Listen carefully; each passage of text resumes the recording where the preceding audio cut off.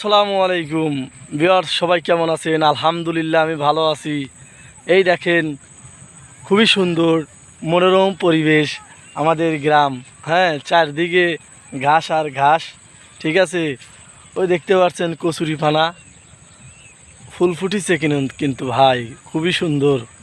এখন সুন্দর বিকেল, তারই জন্যই চলে এসেছি ভিডিও বানানোর জন্য। তো ভালো লাগছে, তার জন্যই চলে এসেছি।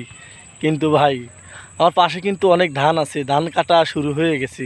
ঠিক আছে, খুবই ভালো লাগতেছে এই বিকেলটা। কিন্তু সারাটা দিন তীব্র গরম, তাপমাত্রা, এত তাপমাত্রা যে মানুষ কিভাবে থাকতেছে একমাত্র আল্লাহই জানে। ঠিক আছে, যে আমারও খুব গরম ধরে ভাই।